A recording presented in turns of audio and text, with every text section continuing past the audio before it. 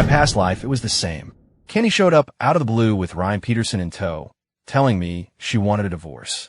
I'd worked my ass off to support her for over a decade. For all those years, Candy never had to lift a finger, as I was even the one who took care of our son. I pampered her so much that at over 30, she still looked like she was in her early 20s. Everyone around us was green with envy, jealous that she had a great husband like me. Even her best friend tried to seduce me on multiple occasions, and I had to awkwardly turn her down each time.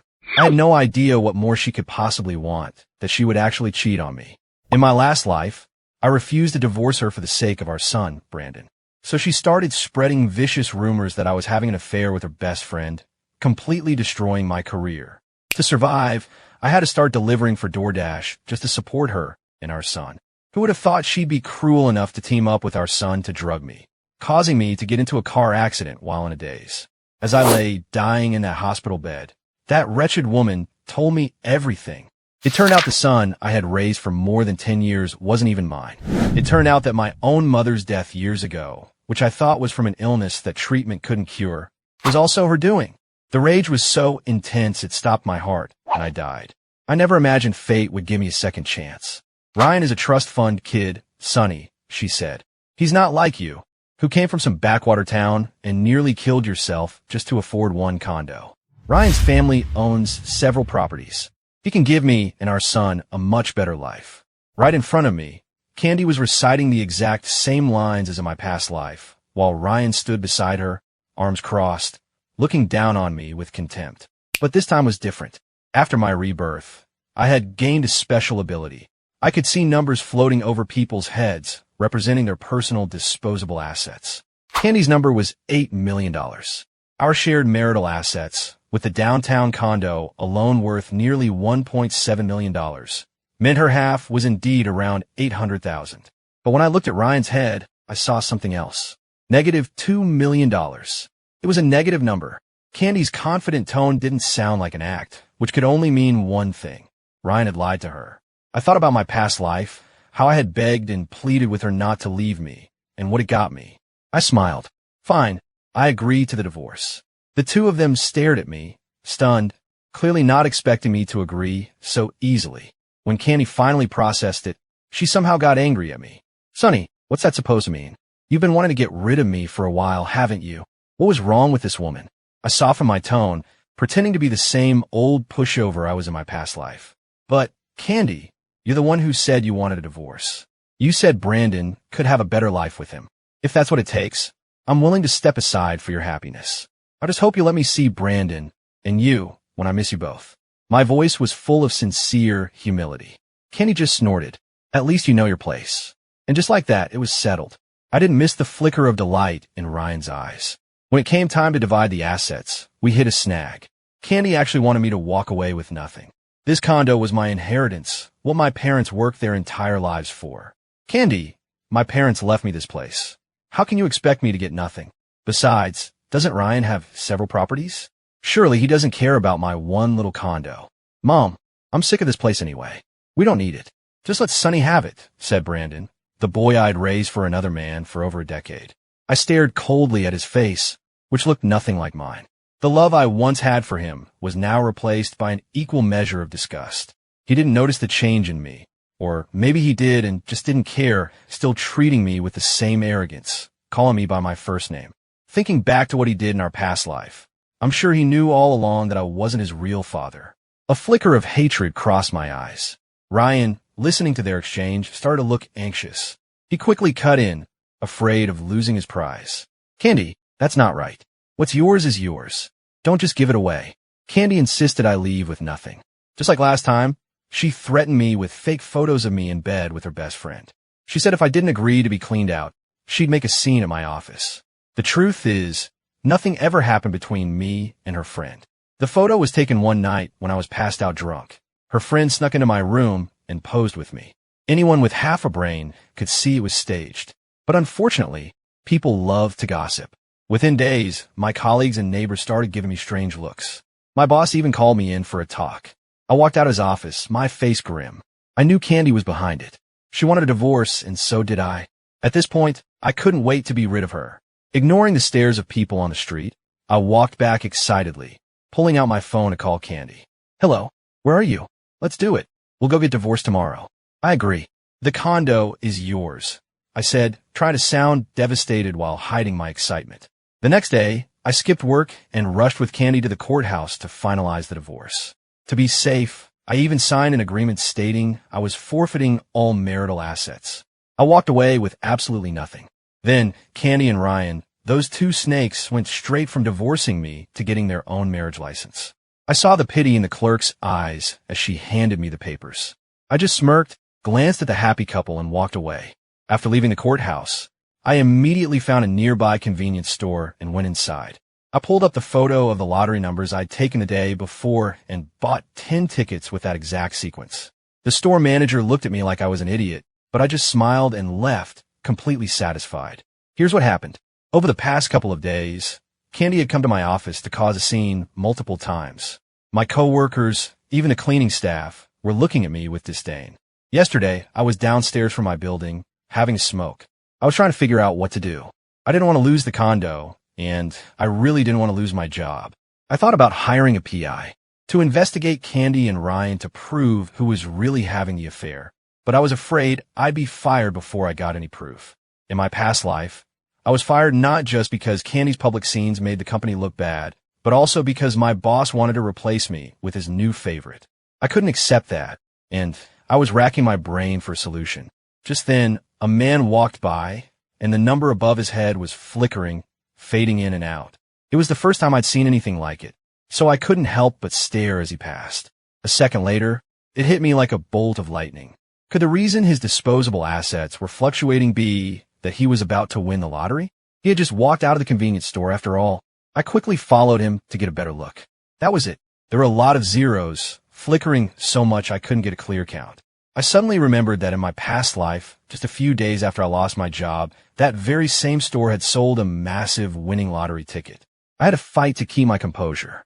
I walked up, tapped him on the shoulder, and said hello. He looked at me warily, which was fair, since I probably looked pretty rough. I just smiled and pointed to the lottery ticket in his hand, asking if I could see it. He gave me an even weirder look, but since we were in public, he let me glance at it. I tried to memorize the numbers instantly, but realized I couldn't. I quickly pulled out my phone and asked if I could just take a picture. He agreed. My hand was shaking as I snapped the photo, and that's what led to all this. I clutched my own tickets as I went back to my rental apartment. The drawing was tonight. I had divorced Candy this morning and bought the tickets this afternoon. If I won, the money would have absolutely nothing to do with her. I probably shouldn't have bought 10 identical tickets. I know these things can be rigged. But the reason I remembered this specific jackpot so clearly was that there had only been one winner for that drawing, and the prize for a single ticket was enormous. So, I figured that even with 10 winning tickets, the total payout wouldn't be unusually high compared to other jackpots. It was a gamble, betting that the lottery commission would still pick these numbers for the publicity. After all, in my past life, that single massive win sparked a nationwide lottery fever that made them a fortune. The minutes ticked by, my palms sweating. I was a nervous wreck, worrying I'd misread the numbers or bought the wrong ones. I must have compared my tickets to the photo a dozen times. Somehow, in the midst of all that anxiety, I fell asleep. When I woke up, the drawing was already over. I frantically opened my phone and went to the lottery website. The page loaded so slowly. I'd never hated this piece of junk phone more. The second I got money, I was buying a new one. I cursed under my breath as the results finally loaded. With my tickets in one hand and the phone in the other, I checked the numbers one by one. 01, 03, 13. The very last number matched. I won. I actually won. I quickly checked the prize amount. A single ticket was worth $40 million. I had bought 10. That meant I was flushed with excitement, wanting to scream at the top of my lungs, but I held back so I wouldn't bother the neighbors. I didn't sleep a wink that night. The next day, I got up early, put on a disguise, and went to claim my prize. The whole process went smoothly. I made a sizable donation and refused all interviews. The moment the money hit my account, the air had never smelled so sweet. I felt like I was floating. It was pure bliss. Even the angry text from my boss on my phone seemed almost charming. I took a leisurely cab ride to the office. My coworkers were surprised to see me, since I hadn't shown up in days, and they all assumed I'd been fired. A friend of mine pulled me aside and whispered, "The boss is looking for you. Brace yourself." I nodded and walked briskly into my boss's office. He started yelling at me the second I walked through the door, and I just stood there and took it. "You just don't want this job anymore, do you?" he shouted. When he finally ran out of steam, I tossed my resignation letter onto his desk. "You're right. I quit." After quitting, I changed my number, giving it only to a few close friends. I bought a condo with cash in an exclusive, high-security building downtown. Then, with the help of a very enthusiastic salesman, I picked out the car I'd always dreamed of but could never afford. It was understated luxury. In just a few days, I'd gone from a broke nobody to a multimillionaire. It felt surreal, but it was very real. I checked on Zillow and saw that the condo my parents left me had indeed been sold a few days prior. I couldn't help but smile thinking about the miserable future waiting for Candy. Ryan had probably taken the money and skipped town by now. A few days later, my friend Leo invited me out to dinner. He saw my new car and his jaw dropped. "Dude, looks like that divorce was the best thing that ever happened to you, financially speaking." I just smiled and let him think I got a good settlement. I didn't want anyone knowing about the lottery. "By the way," Leo said, sipping his beer and watching my face carefully, "your ex-wife called me yesterday asking for your new number. She sounded pretty desperate. You didn't give it to her, did you?" "Of course not, man. I wouldn't do that. Your divorce is a good thing. I never liked the way she treated you." "But what about Brandon? You're not going to see him either." The moment he mentioned Brandon, my expression soured. "Don't ever mention him to me again." "Hey, don't you have a friend who's a PI? I need a referral." I got the investigator's contact from Leo and hired him to dig up everything he could on that pretty boy, Ryan. I wasn't going to let anyone who wronged me in my past life get away with it. I never thought that, even after changing my number, that relentless mother-son duo would manage to track me down. I was pulling up to the gate of my building when a figure suddenly darted out in front of my car. I slammed on the brakes, furious, and leaned out the window. "What the hell? You trying to get yourself killed? Who are you talking to?" "Sonny, open your eyes and see who it is." I recognized the voice. I looked closer, and sure enough, it was Candy. It had only been a month, but she looked like hell. I almost didn't recognize her. Her once perfect hair was a mess, and the woman who used to spend 2 hours getting ready was now standing outside in her pajamas. She had a black eye, looking like someone had hit her. I couldn't help but let out a short, sharp laugh. "Oh, it's you. What happened to you?" I said sarcastically. But Candy missed the tone completely and thought I was showing concern. Her eyes welled up with tears. "Sonny, Ryan is a fraud. He's in massive debt. He gambled away all the money, and he hits me." She broke down completely, leaning against my car, a mess of tears and snot. I was utterly disgusted and just wanted to drive off. That's when Brandon darted out from his side. "Oh, right. He goes by Brandon Peterson now." Candy changed his last name the second she married Ryan. "Mom, stop crying. You're embarrassing me," he whined. "Sonny, open the door. I am starving. Take me out for a nice dinner."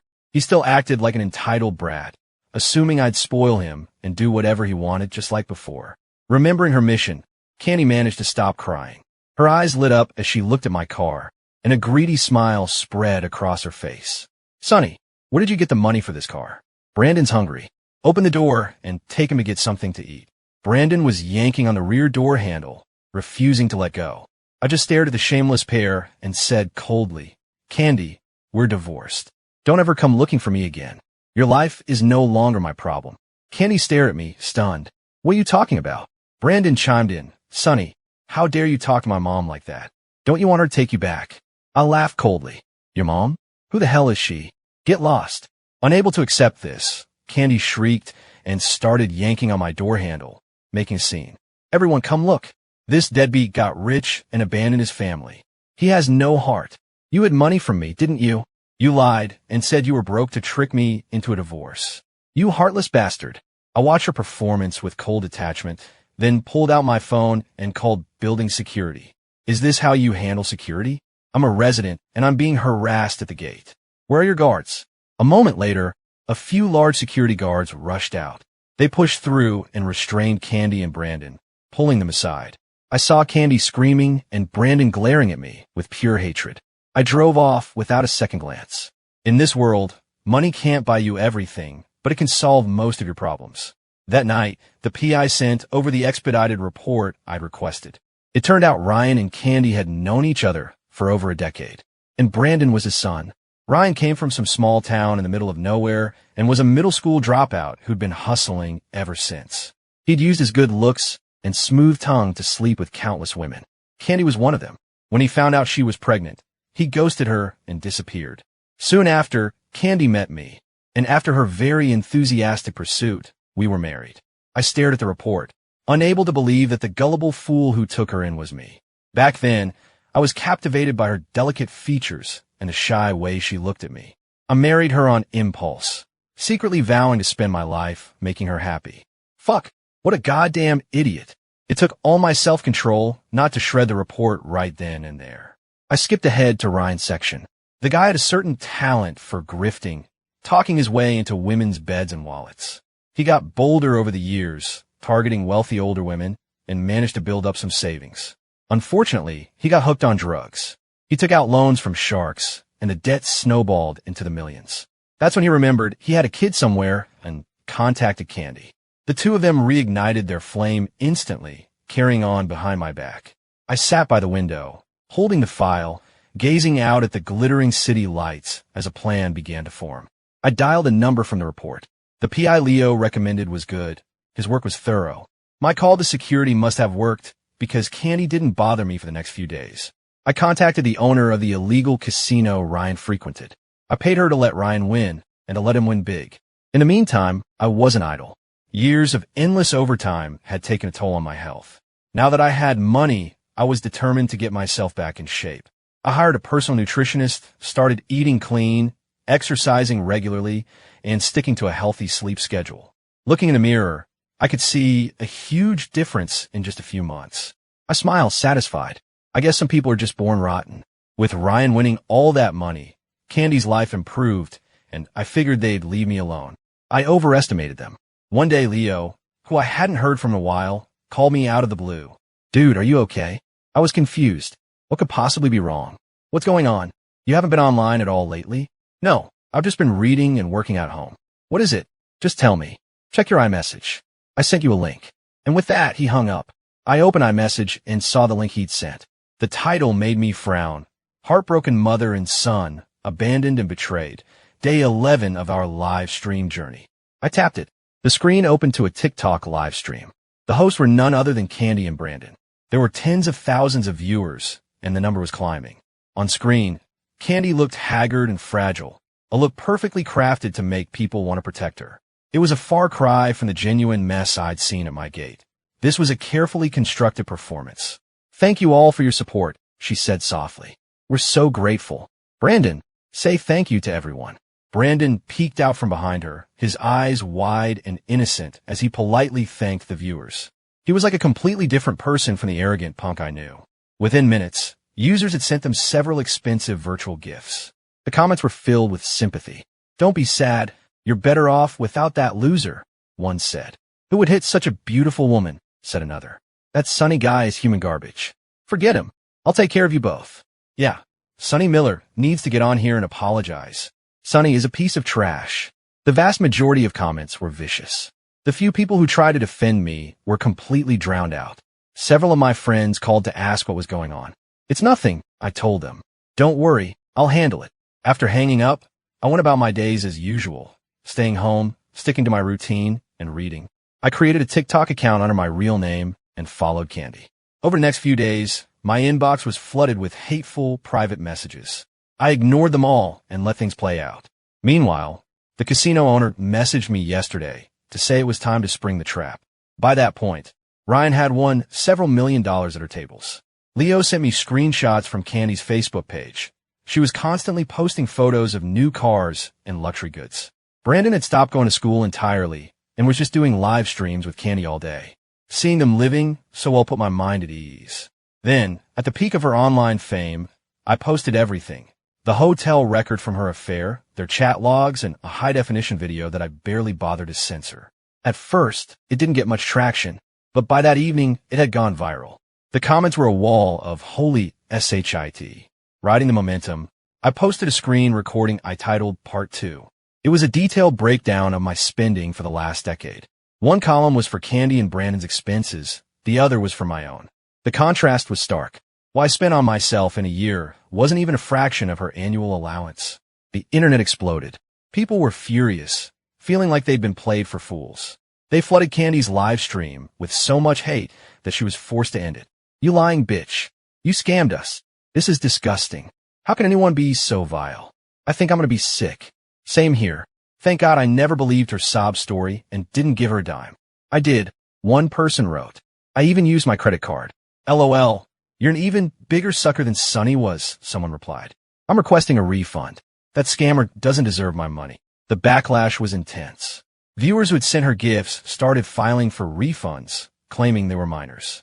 I didn't go live. I just posted a clear, concise text post explaining my history with Candy, the fact that we were divorced, and that I had walked away with nothing. I ended it with, I can be sentimental, but don't take me for a fool. My inbox was then flooded with apologies from the same people who had been cursing me out days before. I didn't feel anything reading them. I just wanted to make sure Candy's life was miserable. Thinking about Candy's current predicament, I grinned. This was only the beginning.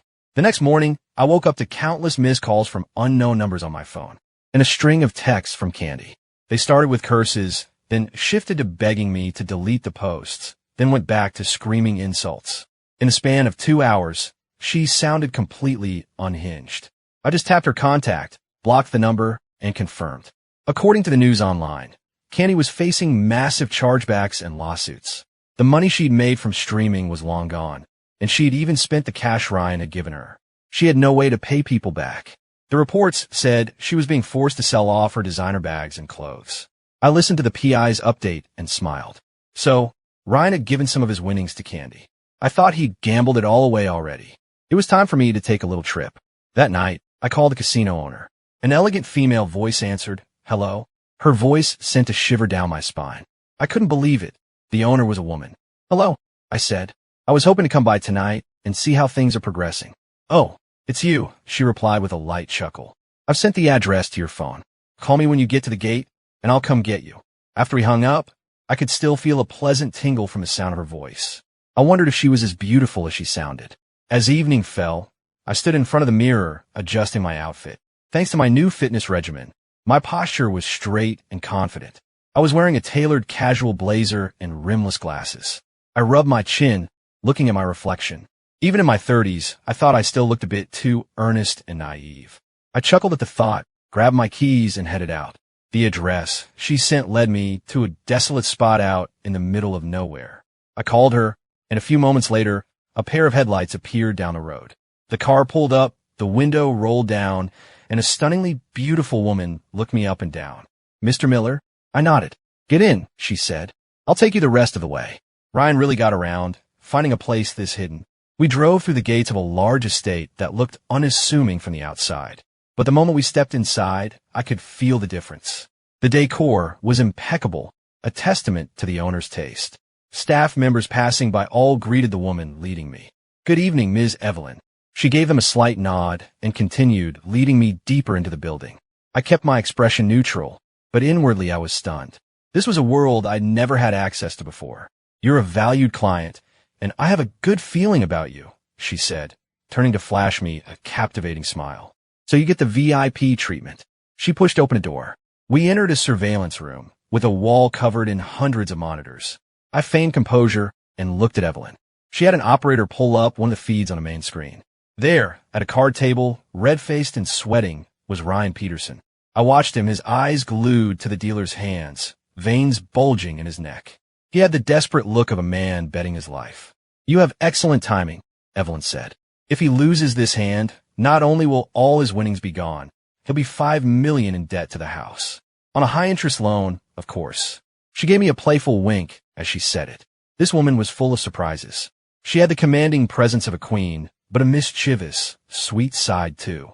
I shook my head to clear the distracting thoughts, but then I heard her soft laugh. "You're an interesting man, Mr. Miller." My face flushed. How embarrassing. I was about to say something to recover when a loud cheer erupted from the monitor. I looked up quickly. Thankfully, the celebration was coming from the other side of the table. Ryan had lost. His face was pale as a ghost. His phone, sitting on the table beside him, started vibrating with an incoming call. He seemed to remember something and snatched up the phone. "Hello? Candy, where's that money I gave you? Wire it to me now." His face contorted. "What? What do you mean you spent it? Who the hell told you you could touch my money? Ryan was practically screaming. The other players at the table sneered at him. You in or out? If you're out, get lost. With a grimace, Ryan was shoved aside, still screaming into his phone. It sounded like he was saying some pretty nasty things. I glanced at Evelyn, who smiled, understanding instantly. She whispered something to an aide, who then left the room. I didn't need to see any more. I left. Mostly because the way Evelyn was looking at me felt like she was about to devour me whole. It made me uneasy. Besides, I knew I'd be kept updated on their situation. The casino had its own collectors. Deep in debt, Ryan sold everything of value they owned. Staring at Candy, who was a disheveled mess and could do nothing but cry, Ryan was at his wit's end. He remembered something one of the casino staff had mentioned. Hardening his heart, he pulled Candy up from the floor. Baby, he said, I know another way to make money. It just requires a little help from you. Are you willing to try? Candy, who had been the target of internet-wide hatred, suddenly vanished from social media. After a takedown that brutal, how could she show her face again? People commented. I'd have deleted my existence. LMAO. Then, Brandon found me again. Dad, he said, blocking my car, his eyes red and swollen. I can't get in touch with Mom, and Ryan is gone. All his previous arrogance had vanished, replaced by a pitiful stare. By some strange coincidence, events were mirroring my past life. Back then, Brandon had stopped my delivery scooter with the same story. Ryan was missing, Candy couldn't find him, and he was all alone. Back then, my heart softened. I thought of him as the child I had loved for years, so I took him in. I even turned a blind eye when I knew he was secretly giving the money I gave him to Candy. I never imagined he would, at Candy's urging, poison me. After my death, Candy collected on a massive life insurance policy she had secretly taken out on me years before. Candy being a monster was one thing, but for the child I had raised to harbor such malice toward me, that was why I couldn't rest in peace. I remembered Candy standing over my hospital bed, contemptuously confessing everything as I lay dying. I let out a cold laugh. Since he was already here, I might as well play along. Get in, I said. You haven't eaten, have you? I'll take you to get a bite. I pretended not to notice the flicker of triumph in his eyes. I took him to a restaurant, but he hesitated at the door. I glanced inside at the casual diner and raised an eyebrow. What's wrong? Not hungry anymore. It's not that, Dad. I just don't really want to eat here, he said tentatively. I stared at him for a long 3 seconds, then broke into a smile. Fine, you pick the place, I'll take you. After dinner, as I was about to drop him off, he asked if he could stay at my place instead of going back to his empty apartment. I agreed, and just like that, Brandon moved in with me. Over the next few weeks, he complained about everything. The bed was too hard, the lights were too bright. I knew he was testing me, seeing if I would still dote on him like I used to. I indulged his every whim. Gradually, he let his guard down. Soon, he was back to his old self, calling me by my first name, bossing me around, and demanding cash whenever he wanted it. And I'd give it to him with a smile. He never noticed a thing. Before, I never would have let him eat junk food. Now, I let him eat whatever he wanted. I used to have a 10 p.m. curfew. Now, he could come home whenever he felt like it. I gave him everything he wanted materially. I was very good to him. One day, I came home to find him on the phone. He hung up the second he saw me. Who was that? I asked casually. Just a friend from school, he replied. If he weren't hiding something, he would have just ignored the question like he used to. My eyes darkened, but I forced a smile. Oh yeah? You should have them over sometime. Then I went to my room. The moment I walked in, I knew something was off. My room had been searched. I picked up a lighter that had been knocked over under the nightstand. Such a stupid, careless boy, I thought. Please don't disappoint me. Brandon didn't keep me waiting long. On my birthday, which also happened to be his 18th, he called me. Dad, make sure you come home early tonight. Okay? He said, his voice stiff with the awkwardness of someone trying to plan a surprise they desperately want you to know about. Okay, I said, and hung up. Thinking back, I couldn't believe how stupid I'd been in my past life not to see something so obvious. I played my part and went home early. The table was set with a few dishes, just like old times. Dad, I learned how to make your favorites. Happy birthday. He then went to the kitchen and brought out a cake. I glanced at the food, which was obviously takeout from a nice restaurant, and looked at him with a meaningful expression. You've grown up, Brandon. You're a man now, old enough to be responsible for your actions. I patted his shoulder, then pulled out a chair and sat down. Brandon placed a slice of cake in front of me. Here, Dad, eat this first before it gets old. I smiled. You forgot. It's your birthday too. Your 18th. We're celebrating together. I pushed the slice of cake back toward him. A flash of impatience crossed his face, but he suppressed it and cut me a new slice. I watched with a smile as he then ladled a full bowl of seaweed soup and set it in front of me. I didn't say a word. I took a sip. It tasted slightly bitter. Have some more, Dad. It's really good, right? Is it? I said, looking down at the rash already forming on my hand. That's a shame. I'm allergic to seaweed, so I can't have any more. I picked up my phone and sent a text. Asterisk, you can come in now. Asterisk, the electronic lock beeped, and the door swung open. Several police officers walked in. They went straight for Brandon and put him in handcuffs. He was still processing what was happening as they let him out the door. What are you arresting me for? He yelled. Sonny, did you call them? What the hell are you doing? I motioned for the officers to wait, then slowly walked over to him. This entire condo, I said calmly, is wired with cameras. At those words, all the color drained from his face. When reality hit him, he started screaming. Sonny, you son of a bitch. You should be dead. That lottery money was mine. It should have been mine. You don't deserve any of it. Brandon was arrested on his 18th birthday, the day he became legally responsible for his actions. The surveillance footage clearly showed him putting a massive dose of an illegal substance into my soup. It was a poison designed to kill quickly and break down in the system before an autopsy could detect it. He claimed Ryan had given him the poison, but Ryan was nowhere to be found. He also confessed that Ryan had forced his mother, Candy, into prostitution at a private club to pay his debts. By the time the police raided the place, she was gone. I went to the hospital to get checked out. Since I'd only had a small sip of the soup, I was fine. When I arrived at the police station later, the officers all looked at me with sympathy. After all, being poisoned by your own son is something no one should have to go through. I just gave a small smile and handed them the paternity test results. It showed, conclusively, that Brandon and I shared no biological relation. That only made them look at me with even more pity, knowing I had raised him for 18 years. I didn't care. Let them think what they want. I hired the best criminal defense attorney in the city and told him to ensure Brandon was convicted. With the overwhelming evidence, the attempted murder charge stuck. And since he was now 18, he was tried as an adult. He was sentenced to 6 years in prison. I transferred a hefty bonus to the lawyer. Sometime later, I went to visit Brandon in prison. Seeing his gaunt, haggard face through the glass, I smiled.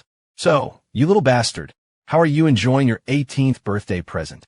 He flew into a rage, his eyes bloodshot, trying to lunge at me through the partition. He was completely unhinged. He looked just like his father. With Brandon in prison, I found myself habitually checking the security cameras, only to find the house empty and boring. I guess having someone actively try and kill you in your own home keeps you on your toes.